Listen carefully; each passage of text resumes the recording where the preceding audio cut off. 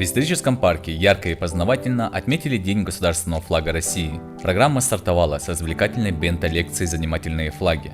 Также в течение дня гости парка погружались в историю на тематической экскурсии по выставке Рюриковича. Особый интерес у посетителей вызвали интерактивные зоны и творческие площадки. Участники праздника проверили свои знания в блиц-викторине «Угадай флаг» и собирали спелс-карты Петровской России.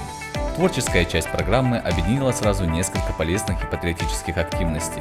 Участники занимались рукоделием, раскрашивали герб, а также смогли написать теплые письма с поддержкой для солдат на фронт.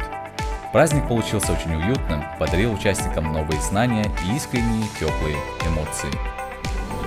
Поздравляю всех с Днем флага Российской Федерации и выражаю слова искренней благодарности сотрудникам исторического парка истории России за интересные мероприятия, которые были проведены в этот день. За бенто-лекцию, за интересную викторину, за экскурсии, за мастер-классы. Все мероприятия с внучкой нам очень понравились. Мы всех вас благодарим и поздравляем еще раз с праздником.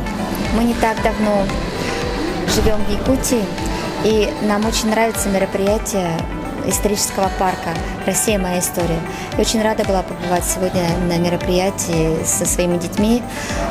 Мы очень много узнали об истории флагов России и поучаствовали в разных мастер-классах. Было очень интересно и познавательно. Мне кажется, подобное мероприятие способствует формированию патриотического духа и позволяет расширить свои знания. Я, интересуюсь историей, я узнал много нового. Также мне понравился музей, где можно ознакомиться с династией Рюриковичей, и викторина про флаги, и блиц-викторина про флаги. Поздравляю всех с Днем государственного флага России.